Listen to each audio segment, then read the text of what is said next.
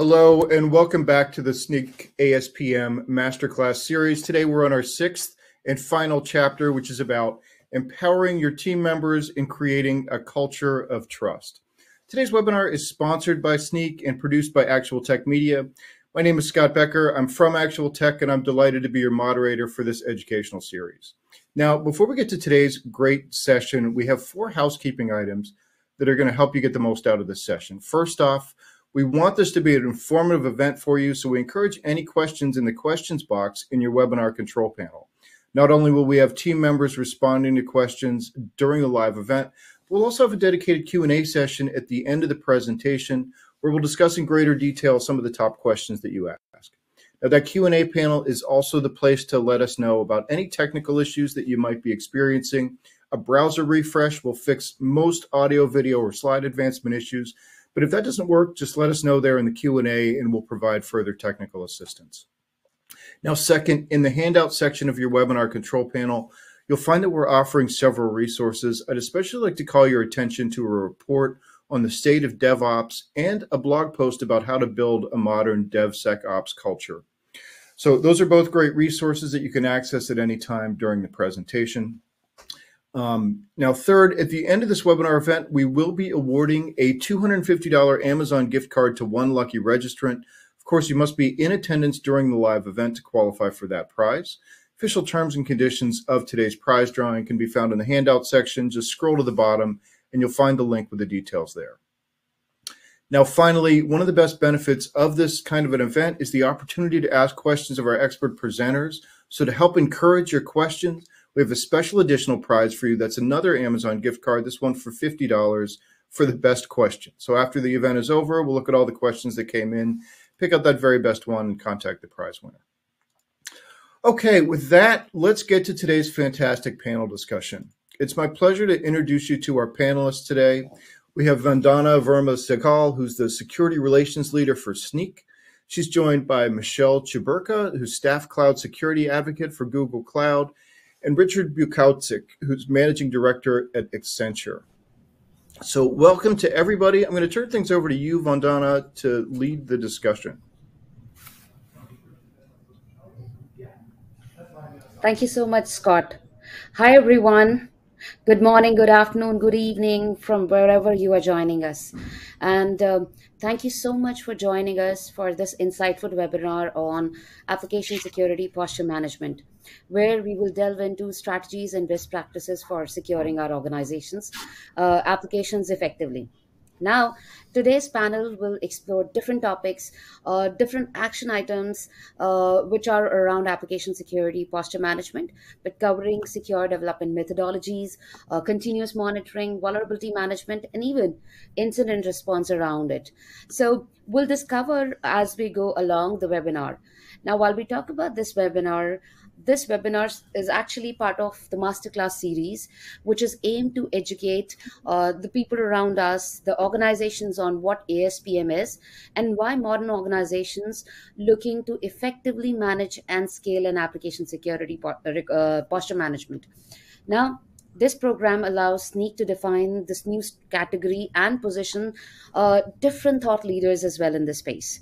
The first chapter that we started off as part of the series was the basics and how we can manage and scale an application security program with ASPM. Then we covered the broader area where how exactly the visibility and coverage is important as part of the whole program. What is risk-based prioritization, context, or control to the next zero-day vulnerability by making sure that you have ASPM. And at the end, we measured the success, that how successful the program is. Today, we're going to be talking about people, culture, trust, and ownership. I have wonderful panelists with me, Michelle Chiburka, aka Mrs. Y. Is a recovering Unix and network engineer currently working as a cloud security advocate for Google, formerly the creator and official nerd stalker of the Healthy Paranoia Security podcast. Wow. She has also been a freelance writer for various B2B publications such as Network Computing, Information Week, Dark Reading, and Tech Target. The next speaker we have is Rich, who is a managing director at Accenture, has a history of working in telecommunications, media, financial services, and high-tech services. High-tech industries. He has deep expertise in offensive security, penetration testing services, application security, DevSecOps, and so many more things. So I have two wonderful speakers with me, from whom I am going to learn a lot. I'm sure you are also going to get a lot of information from this webinar. So thank you so much for joining me, Michelle and Richard.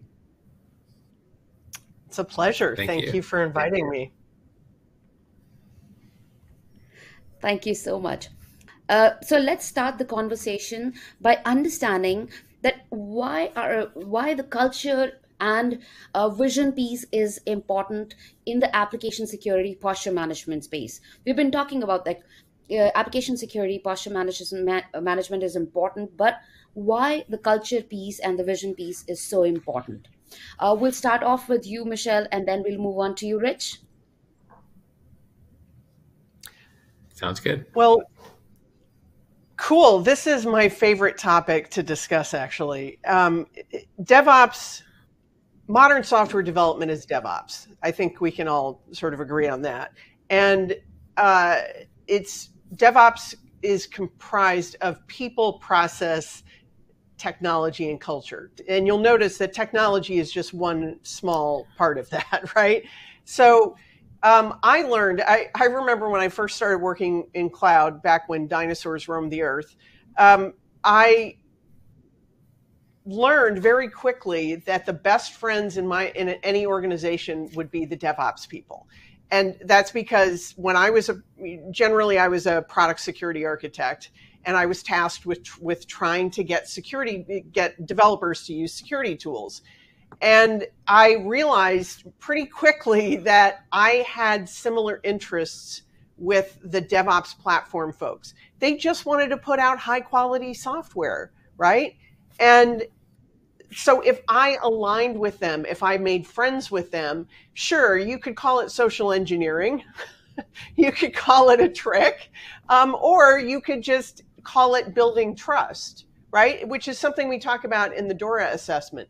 One of the things that we found is that when you build trust, that you have better security practices, when you build them earlier in the life cycle, and it's based on this collaboration, this collaborative environment, that you have lower burnout and you're more likely to have a more productive software development life cycle.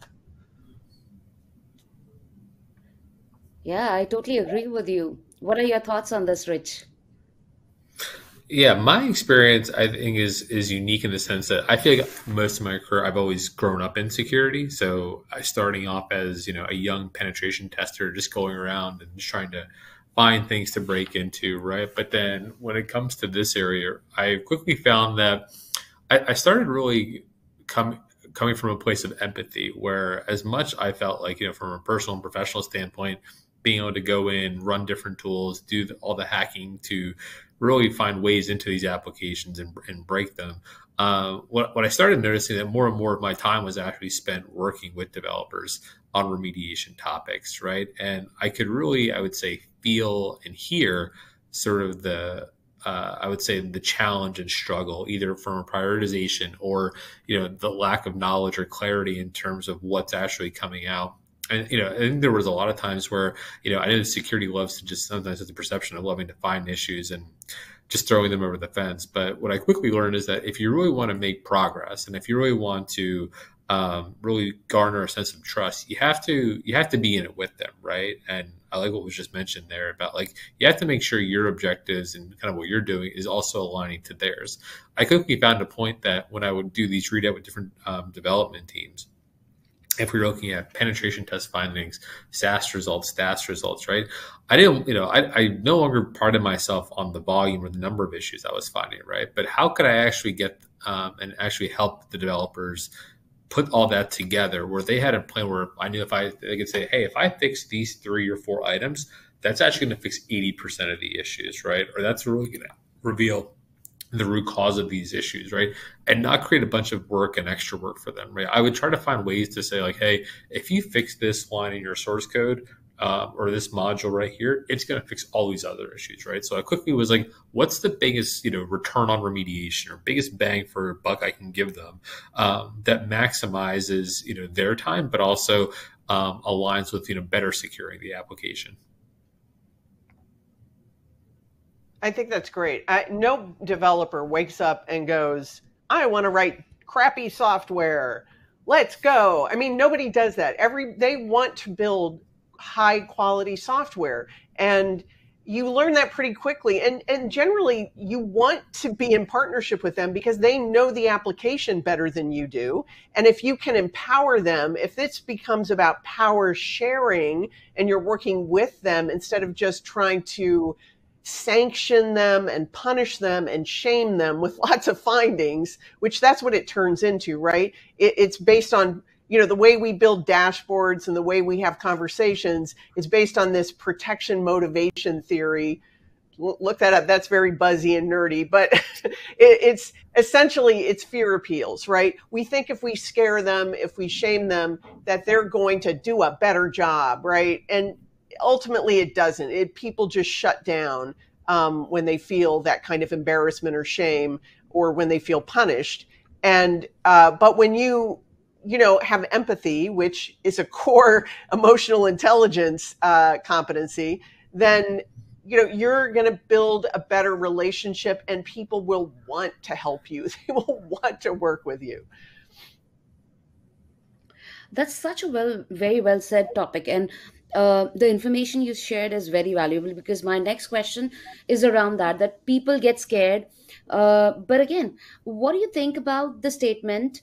I'll read out the statement because I was reading this report, Verizon DBIR from 2023, that 74% of all breaches include the human element, with people being involved either via error, privilege misuse, use of stolen credentials, or social engineering. So, are humans really the problem? And if they're not, or if they are, how do we solve this problem? You want to go Maybe first, we or can should start I? off with you. Yeah, I'll go first.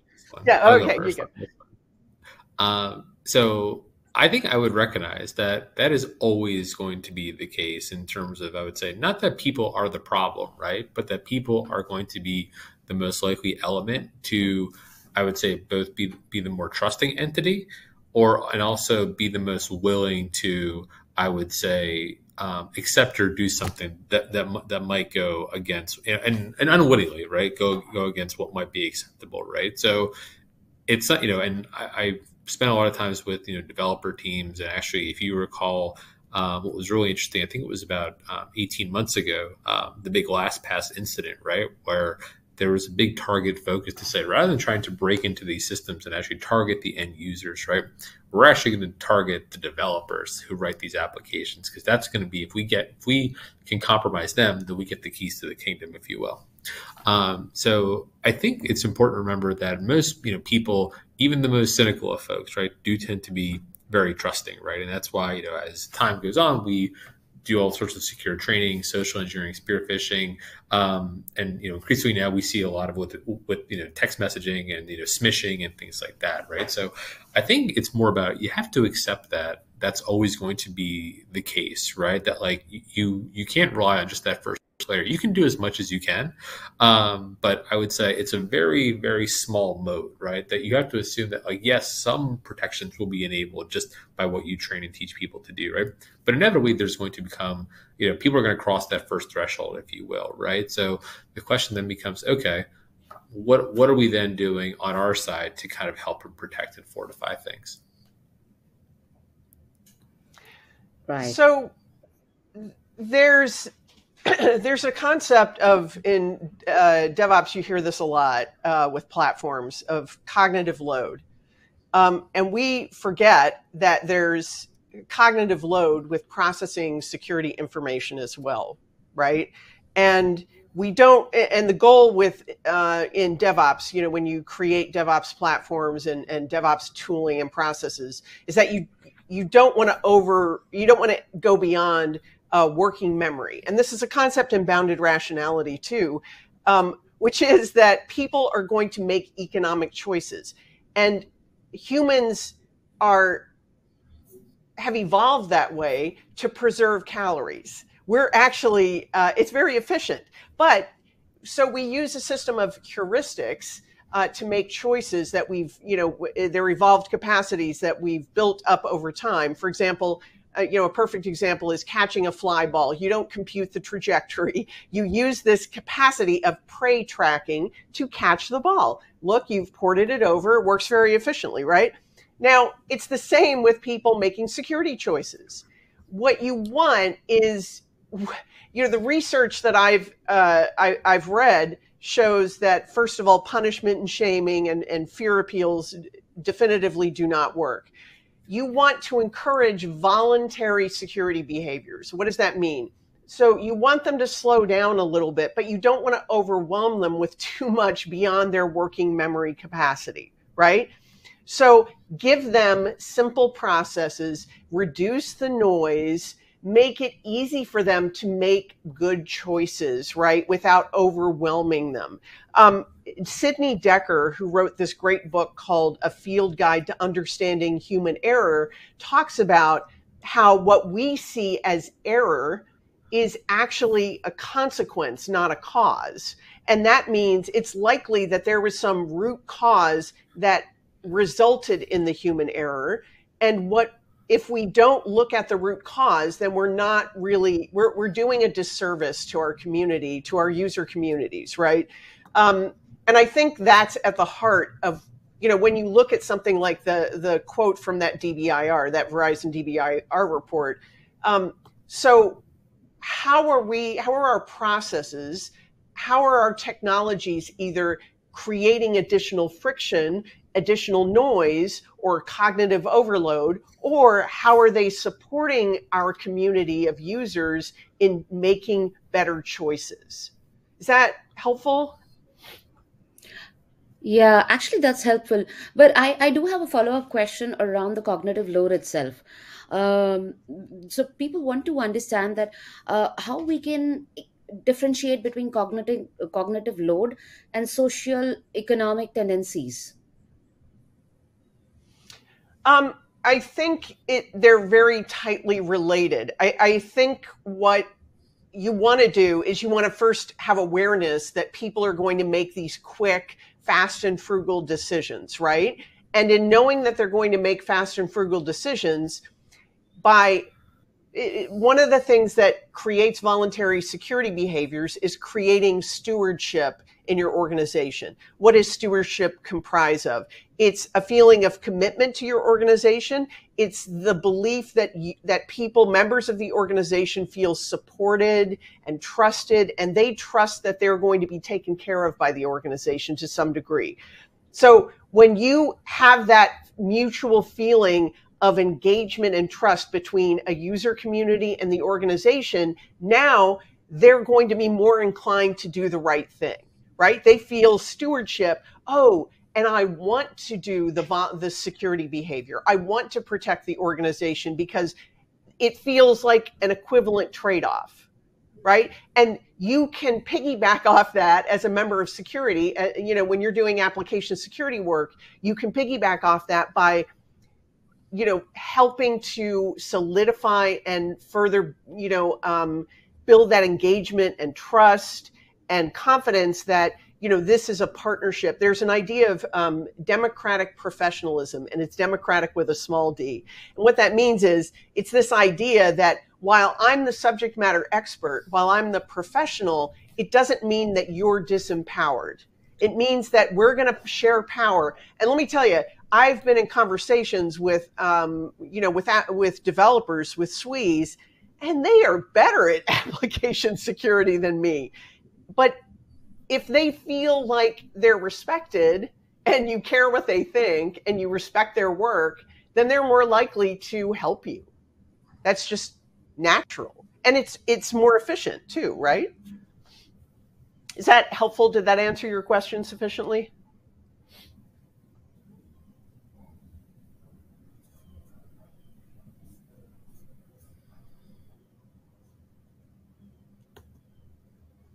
Did that answer your question?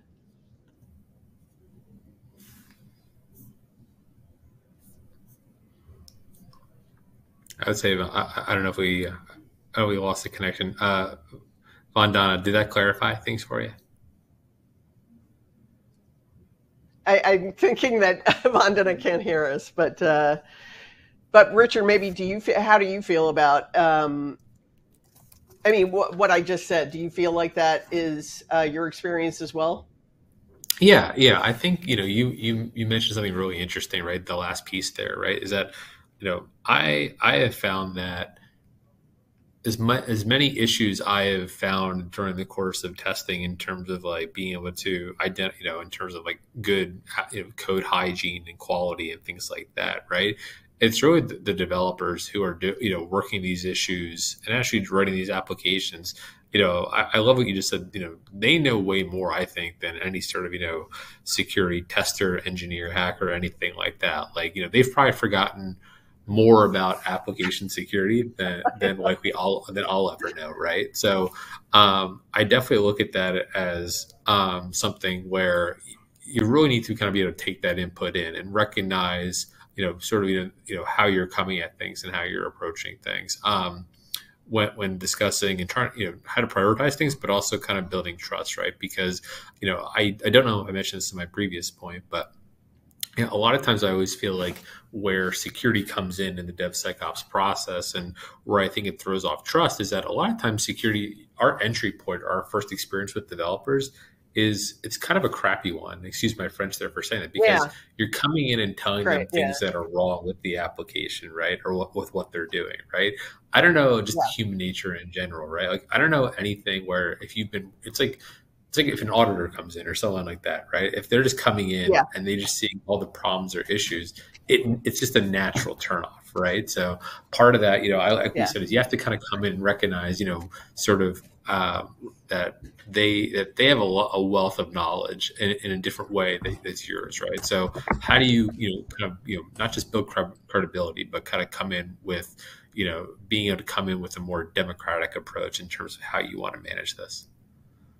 Yeah, so I loved when I worked at this small software company. I had a great experience there. I let myself be schooled by them, right? And I think that was really my most useful experience, because I came up, unlike you, I started in Unix and network engineering, right? And so I was on the other side, and I used to work with security people who were not always the nicest, right? In fact, I started, when dinosaurs roamed the earth, before you even had dedicated security people, right? And so I worked my way through different aspects, through infrastructure architecture, and then up to product security. And basically, I think the thing that I learned was it became a lot less about the technology. It became more of a change management exercise, or a change leadership exercise, as I like to think of it. There's a great book by Paul Gibbons on some of this stuff, and where you have to understand how people respond to change.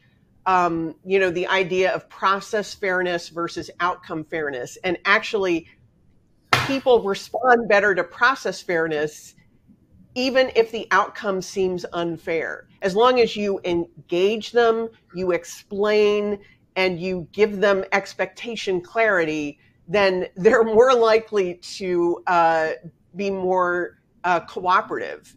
And I find that, when you said the way that we show up, and we tend to show up at the end, I show up very early. I intentionally started showing up during MVP, and I would use something called security as a feature of the product. I would I would say, okay, I'm here are my, I had a template of user security stories, but they were feature written. They weren't written as evil user stories. They were written as, as a software customer, I want my data protected from intentional and unintentional disclosure. Okay, so how is that as a feature, right? So I would basically, what I learned to do was work the way they worked. I showed up the way they did, and I found that effective. Wow. Yeah, I think that's very, very important. And you've covered you both have covered the people aspect and process aspect, that these process changing decisions are scary, but people do tend to support. And even if the outcome is unfair or different. But at the same time, while we talk about technology, things are changing at the technology side as well. When we talk about cloud now, cloud, when it came in, people were scared. Everyone was like, whether it's here to stay, whether we should move on. And it's a platform which is made for building and delivering applications, where now we are interacting with APIs. We're talking about infrastructure as a code. So to deliver at scale and velocity, we need DevOps processes. We need change management. We need the whole software development process. But do you think that it's causing the whole shift in application security and platform security, and there's still a friction that's there between the way DevOps teams and security professionals work? Do you think that that is a bit of a friction here? Yeah, it's still. Richard, is it okay if I jump in or? Yeah, go ahead. Yeah, I'm going to tell a little story, and this is my favorite story to tell. And I feel bad for the guy. I never use his name, but it illustrates the change that has to happen. I remember I'm working at this software company, and a network guy comes up to me, and I had street cred because I used to be a network engineer, right? And he comes up to me and he's like, "Those darn developers, they keep opening up SSH to the world, for this account, this AWS account." And yeah, I know, or a Google project, whatever. And I go in, I tell them to shut it down, to close it down. And a couple of weeks later, I come back and it's opened back up again, Michelle. I don't understand. Where are they? Just, are they bad, or do they hate me? I went, "Congratulations, you are now a developer. They're changing that port 22 keeps coming back because it's in the infrastructure as code. You're going to have to go to the repo. You're going to have to do a pull request, or you're going to have to file a bug, and you've got to change the code. It's not enough anymore that you just go tell them to shut the port. That's old school, right? Now with cloud, everything's an application, right? Everything's about, code and repos and everything else. So that's what you have to do. And I think that illustrates a lot of the problems of how we show up as security people, or even as platform engineers, or old school infrastructure people. We have to learn to meet them where they are. Oh, now it's all repos and code, and I'm going to have to learn HCL or YAML, and I'm going to have to learn to read it. And there can be resistance there, and it can be difficult, but they learn. Yeah, absolutely. How about you, Rich? What are your thoughts on this? I liked what was just mentioned there about kind of the example of just closing ports and services, right? And sometimes we think of it. I like to use ship analogies for stuff like this, right? It's not just like there's a leak and you just got to plug the hole, right? You got to think about it through the lens a lot of times more and more. When these things are built and created, right, there's an element of functionality to it, right? So it's not just saying, hey, you need to plug a hole. Increasingly, it's more, okay, there's an issue with the rudder, right? And there's, I can't just do something because it impacts a lot of functionality downstream kind of thing. So you have to kind of think a little bit differently about these things, right? Instead of just, the very binary bits and bytes, it's open, it's locked down, it's secured, it's not secured, right? You really need to be going to kind of take a broader lens here. And I like what was kind of just laid out there, right? Is that you have to think about it through the lens of functionality, right? And say, if I make this change, what will that do to potentially change the functionality, right? And also, since we're talking about the core component of trust here, right? How does that impact the experience of what a potential customer or user of the application or the platform might be doing, right? Because you can do things that may make it more secure, behind the scenes, right? But then, are you actually then disrupting the functionality, right? Are you adding more layers that yes, they may, behind the scenes, they may feel secure, but for the user, they may feel more cumbersome or tedious, or just add an unnecessary layer of friction to what they're trying to do. Yeah, absolutely. I think while we talk about saying functionality and all of these things, but it brings us to one more interesting aspect. The third party also plays a very big role in that. Third party vendors and tools and technologies. So, what are the strategies do we have for managing those third party vendors when we talk about such risks? Because someone will say that, oh, you shouldn't do that. But why we shouldn't do it? Is there anyone who's there to explain us? So, what are the strategies we can build? We'll start off with you, Rich. This. Yeah, yeah. So, so in working for Accenture, I work within our security group, right? But security group is really, as large as we are, we're a very, very tiny piece of the broader Accenture, right? And one of the big things Accenture does, we do a lot of application development for our clients, right? I can tell you increasingly more and more, and this is not an Accenture thing, this is just broadly speaking, the prevalence of open source and third party code in application today is gone up exponentially and is continuing to grow. There's a lot of companies that publish good reports on this now, but depending on who you read, anywhere from 60 to 80% of the application, development and the code that's out there today, it's what it's comprised of. It's open source and third party libraries, right? So in terms of, how you go about and effectively managing that element, right? It's definitely, I think we're still early innings in this, right? So I know that a lot of organizations now are doing more and more around software composition analysis. There's a lot more analysis of actually looking at, okay, what's the composition of our stack in terms of being able to have an SBOM and actually look through it that way, right? And what we're increasingly working with more and more of our clients on is to actually say, hey, listen, the software bill of materials is nice, but I look at it as ingredients to the menu or ingredients to the meal, right? So you need to take a look at this and understand which one of those ingredients are the most unhealthy, right? Which of the libraries and things that you're using that cause you the most grief? Which are the ones that are most vulnerable? Which are the ones that you rely on, but from a community standpoint, they're really not well defined or well supported, right? Meaning that the vendor may, the community may publish an updates every couple of weeks or months, right? How much can you really trust that, right? What's the, if someone finds a critical security issue, we've seen plenty of cases where those, where that community might take several weeks or months to be able to go fix it. We've had even fewer cases, but it does happen where they say, well, the support doesn't exist around this anymore, right? So how do you actually work through and actively manage that? Because it is really difficult. And like I said, going back to the the analogy of ingredients in your software, right? I look at it as like, if I know that, fat is really bad in the meals that I'm eating, right?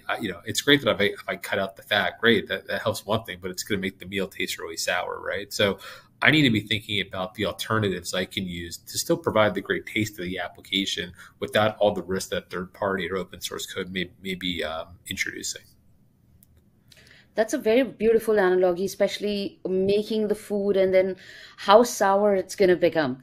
Now, while we talk about that, I do want to understand from you, Michelle, because I actually read the DORA report as well. So I would want to understand the metrics and key performance indicators, which can be really effective in making sure all of these food items that are cooked are sweet or salty to the right level. Well, you have to remember that DORA, the core model of DORA, is about technologies that inform, it's about technologies, capabilities, and competencies and performance. And culture is still, and process are really heavily factor very heavily into that. But we do talk about in the 2022 report, which is focused on security. Each of our reports in DORA tends to focus on a different topic each year. In 2023, it was SRE, but in 2022, it was the supply chain. And it was mostly in terms of that issues that when people focus on security earlier in the supply chain, that they have better security, that they are more productive, that they tend to be elite performers, that you have lower levels of burnout, that kind of thing. I mean, it's hard to untangle it.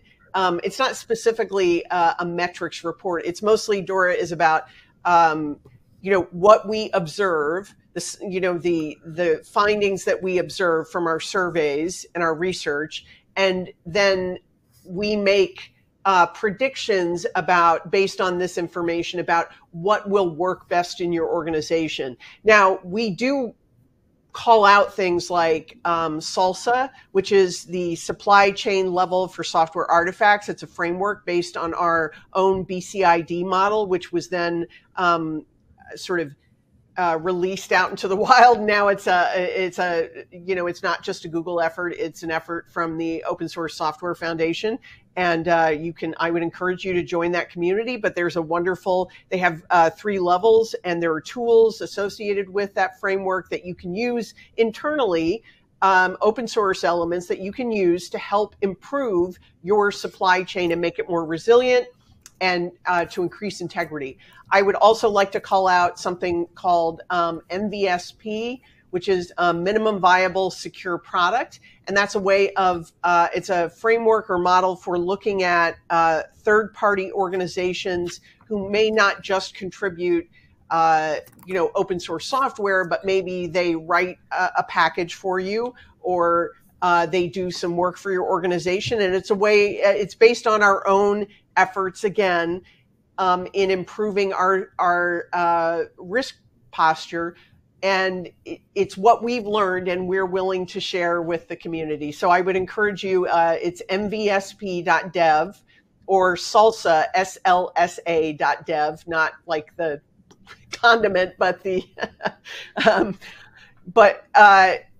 so those 2 efforts are our own learnings. And again, I would encourage you to look at the 2022 report, because we've identified how you can become more proactive and how that will likely result in how it correlates to higher performing software delivery. I think that's the key finding that I would like to emphasize, is that when you focus on things like threat modeling and security assessments and supply chain security, that you don't only have more secure software, you have a better performing software development lifecycle, if that makes sense. Is that helpful?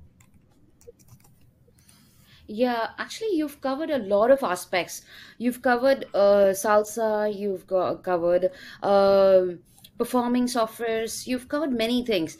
But again, all of this needs to be stitched together, needs to be automated. So if you can share the role of automation and how it's actually enhancing the whole process would be amazing.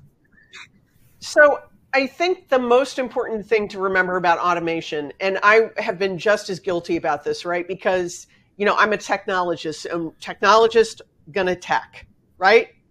That's what we want to do. We want, the toy, the night bright, shiny, I can make it work. And we fall in love with it. And that can be our Achilles heel. So I remember working at a software company, and I was hired because I had this, I talked security as a feature, user security stories, DevOps tool chain, self-serve, all of this stuff that we've learned about how you want to meet velocity. What do you do when you go into a low performing organization? Okay, you want to do all the automation. It's great. It's wonderful, especially if you have elite performers or high performers, those are 2 of the Dora clusters, by the way. But what if you go into a low performing organization or medium performing organization, right? Maybe they have 30% test coverage, and maybe that 30% test coverage is not automated. Okay, so I think the most important thing in terms of your question about automation, what do? You meet the software development teams where they are. You are not the king here. Software ate the world, right? This is where we are now. So we have to remember we've got to match their cadence. We've got to reduce friction. And if we are overly automated and they're not there, they're going to hate us. The SWEs are going to hate us. If they're super fast and we're slow, they're going to hate us. I've been yelled at by software developers for that reason, right? And not my fault. I didn't build the tools, and I'm like, I'm really sorry. I'm sorry. So you have to look at, okay, how can I build processes? Here's an example that I see, and I actually wrote something called DevSecOps Decisioning Principles for this very reason. It was a white paper I wrote, and I turned it into a blog post. And what I see often is that we build these DevSecOps tool chains without any thought to how we're going to give information and how it's going to be, if it's going to be actionable information. Sort of what Richard was saying or talking about earlier. And DevSecOps is not about breaking every part of the pipeline, nor is it about dumping a bunch of information on people and creating overload. How can I give, I like to think of each part where we insert a control, a validation point, that's a decisioning point. That's a decision point. Okay, you only want to insert into the pipeline if you are going to say something valuable, yes, no. Now, you can side channel information, alerts or reporting information or findings, that maybe aren't as actionable or aren't as urgent, right? Maybe so. If their pipeline without security validation, if it ran for 20 minutes, but now I add in the security tools and it runs for 2 hours, that's not going to work. That's a bad choice. How can I side channel? How can I create slow path, fast paths? That's a firewall thing for people who haven't done that. How can I create a fast path over that slow path? Maybe I examine code or I scan containers outside the pipeline, and then I checksum it and I say it was looked at within the last 24 to 48 hours, so I'm going to let it go. I'm not going to check it again, right? So that's my approach to automation. I think in terms of decision points, I think in terms of fast path over slow path, and I think about finding efficiencies and reducing friction for the overarching pipeline. Is that helpful? Oh, yes, absolutely. This is very, very helpful. And now, moving on to Rich. Rich, you must have also seen some kind of automation strategies building up within Accenture. So, what strategies you have seen around it? And now, while we talk about automation, we are stitching up multiple tools and technologies and bringing in multiple teams as well, which at the same time bring in a lot of data as well. So bringing the compliance aspect as well with relevant regulations. So how do you deal with all of automation and compliance strategies and all the regulations piece? Yeah, I think this is something we've definitely seen, especially in the DevSecOps world, as we add more tooling, technology, capability, and automation, right? Is that I know that and something that we've definitely played a large part in with our clients, right? There is such an excitement and eagerness to get these tooling integrations and automations done, right? But for whatever reason, we feel like the finish line stops there. Is that once these are done and they're installed, then that's it. There's a little bit of, I think, what we see from a lot of cases with developer teams and everyone that we work with on the development and security side, to say once it's in, it's integrated, it's running, we do a couple of checks, it's up and running, we're done, kind of thing. And it's not the finish line, but I think it's really more the start of the journey, right? Because this gets back into, I think, the latter part of your question is to say, okay, how are we actually monitoring this, that it's actually that these pipelines that we've created are actually working and running, but running in a very sustainable way? We introduced something, called what we call, DevSecOps health checks, right? And it's really a series of just automated flags, very binary to see, yes or no, how are things running? Like how are things completing in the amount of time that we originally had solution and plan for, right?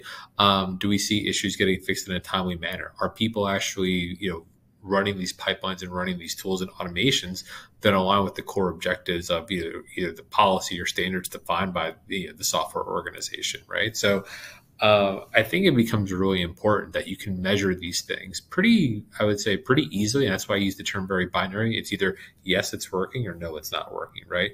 So I think that goes a long way in actually making sure that you can sustain this, because I think to your other point around the compliance piece of it, right? We've seen so many cases where people have stood up new pipelines, new DevSecOps programs, right? And there's a lot of high-fiving once it's done, and all these teams are up and running.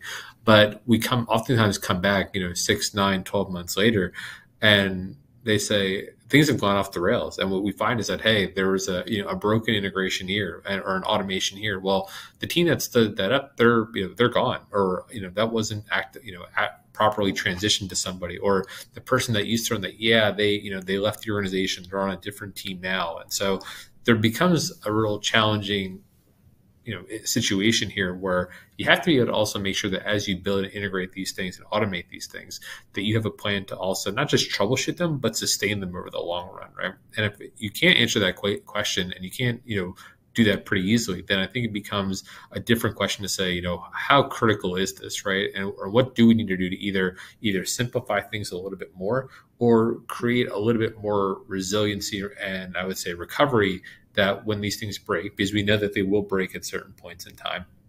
And instead of being so eager to kind of push new automations or functions into things, be able to look at it and say, how can we better operate or sustain what we're doing today? I love what you just said, Richard. I hope it's okay. It's exactly it. Like, who owns the tools? And I think that's the biggest problem, because DevOps platform tools are going to be assessed continuously for effectiveness and for efficiency. DevOps groups, you're assessing maturity all the time, right? But a lot of times what happens is then the DevSecOps tools are looked at in a silo away from those, and they shouldn't be. And I think there's also fighting, you have Conway's Law, right? Where technology mirrors your org chart. And a lot of times, the AppSec folks aren't in the house with the developer folks. But I think the way to solve that is that you decouple compliance from control. If you focus on tools that have policy engines, right? And the security people manage the policies themselves, and maybe the development teams or the platform engineering teams are responsible for making sure the tools are actually integrated and functional, then you have separation of duties. You have least privilege, right? But now you've baked it into the way that your organization works to make sure that, like Richard pointed out, that the security tools aren't broken, and then it's like a garden that's overgrown and nobody's looking after it, right? I think that's great. Thank you for that. Yeah, I think you both have been truly, truly amazing.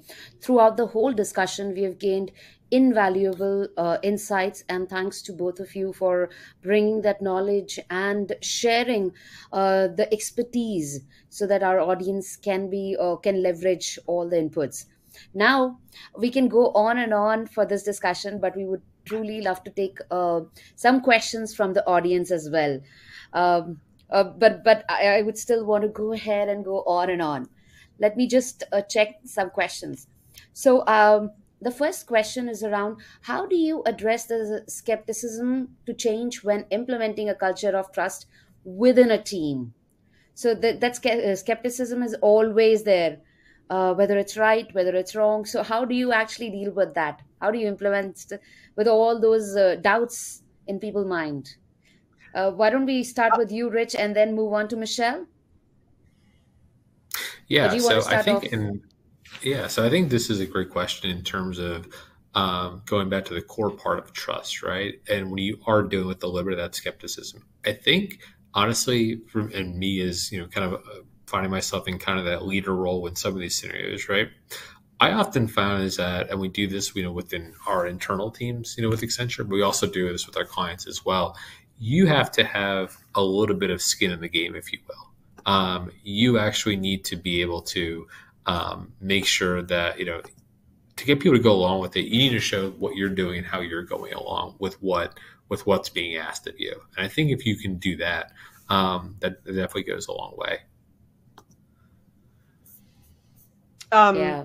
So I am in the process of using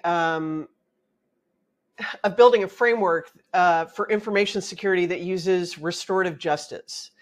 If people aren't familiar with the concept of restorative justice, it's a criminal justice framework that focuses on repairing harm from crime and restoring relationship. That's a very TLDR, dumbed down way, like very short, brief way of explaining a very sophisticated concept. But so if you go in as a security person, and I've gone in many times where the culture is broken, right? Not just the security culture, but maybe the organizational culture, because there's been a lot of aggression, a lot of obstruction, a lot of conflict that hasn't been resolved. So you go in, I have to go in and I use, I've studied a lot about organizational change management. Because that's frequently what security is doing. It's asking people to change. I focus on emotional intelligence skills. And then I use this framework of restorative justice and restorative practices to help rebuild trust and relationship in the organization, right? And it's very difficult. I'm not going to lie. It can be very difficult and people are skeptical. In fact, there's a heuristic called tit for tat that people may not be aware of, that when you meet somebody, if they're polite to you, the next time you meet, you're going to be polite back to them and plus one and one other time. But if you're rude, if that person is rude to you, then the next time you meet, you're going to be rude to them and they have to work that much harder to get you to override that rudeness response. So going in, you have to know that if the culture is broken, you're going to have to overcome that times two, right? And you want to use something like conflict resolution methods like restorative practices and restorative justice, nonviolent communication, respectful confrontation is another one that's out there, right? I spent a lot of time learning peace building techniques to apply in these scenarios specifically because I know that there is a lot of bad blood and there has been a lot of inappropriate behavior and broken trust in organizations from the past that may have nothing to do with me. Yeah, absolutely. And even I think these are the kind of challenges the leaders encounter when actually trying to build the trust. Whether even if it's not you, but people think, no, it has to do something with you. It generally boils down to the whole team, to everyone. Now, while we talk about that, how do you deal with such kind of challenges when we are talking about even if it's not on you, but you have to take the ownership and make sure the team is thriving and making sure the metrics are met and the whole DevOps process keep on going? Richard, I talked a lot just now. Why don't you go? Yeah, I would say hopefully I'm back and everyone can hear me and see me now. Yeah.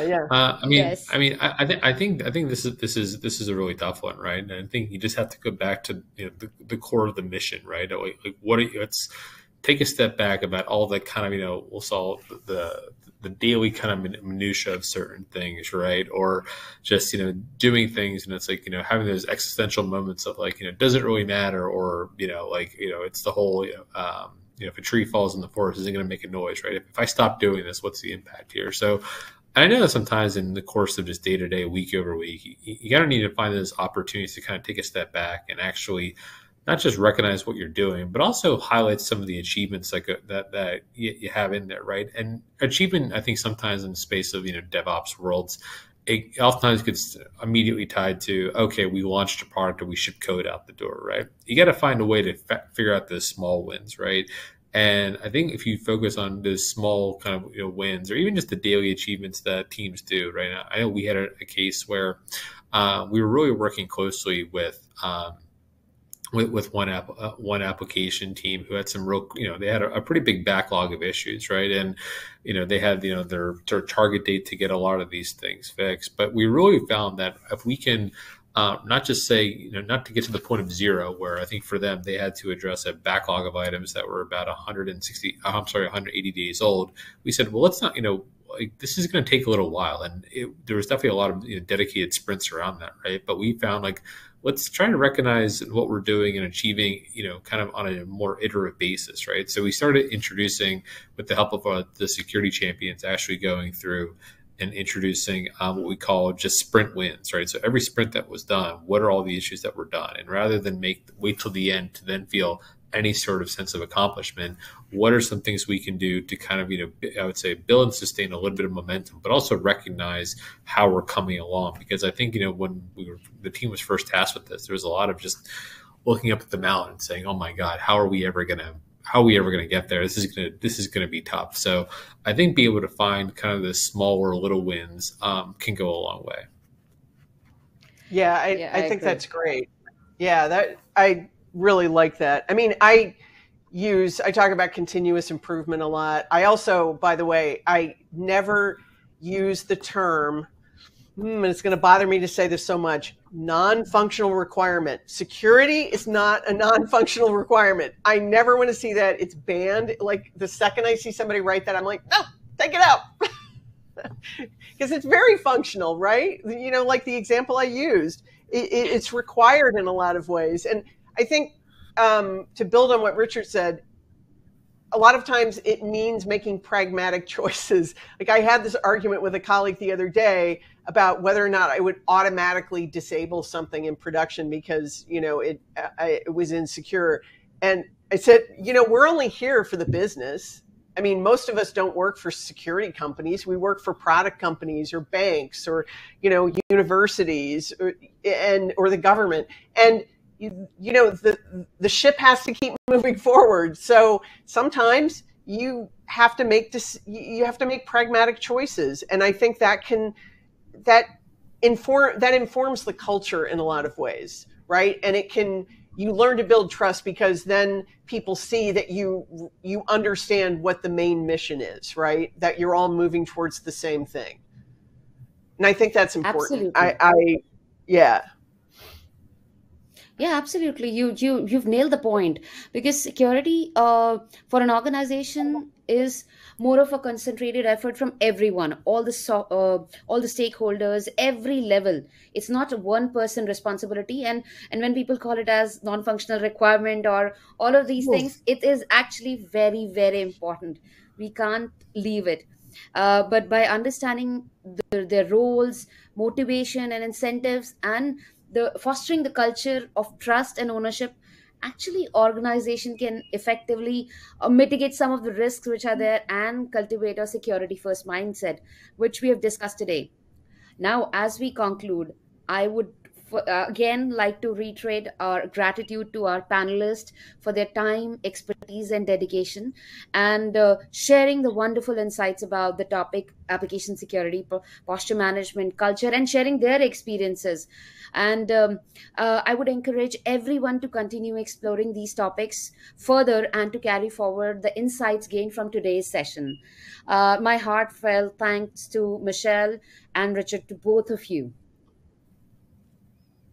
Absolutely. Thank you. It's been a pleasure. It's been a pleasure having Richard on too. It was great hearing his insights. I really appreciate it. I would say likewise to you, Michelle. I would say it was really great. I enjoyed this very much. Yeah. And thank you so much for audience. Thank you so much to audience for asking the wonderful questions.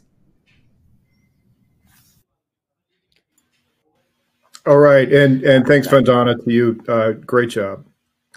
Okay. And so we'll move on here to our last piece of business. But I do want to say, what a thoughtful discussion. I've got a lot of notes about concepts I want to learn more about, like return on remediation, protection motivation theory, and Conway's law, and a couple of books to find here from Sidney Decker and Paul Gibbons. So this was just a great discussion. And note to everybody, Michelle talked a fair amount today about DORA research, and I just want to be clear, that's available at the link in your handouts titled 2023 State of DevOps Report.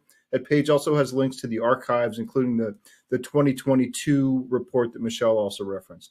Also, just to emphasize what Vandana was saying, the handouts also includes a link to the whole ASPM series from Sneak. So if you missed any of the sessions or you want to go back and review any of them, you can go back and play the previous 5 sessions on demand from that page that's there in your handouts.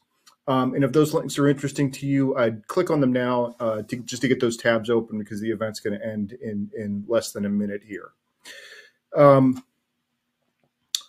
Okay, and so for our last piece of business, that is the Amazon gift card prize drawing. And the winner of the $250 Amazon gift card today is Stacy Odell from Arizona. So congratulations to Stacy. We'll be in touch to get you your card.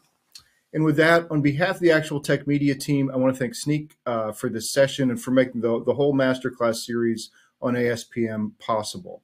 So have a great day, everybody. Thanks for being here.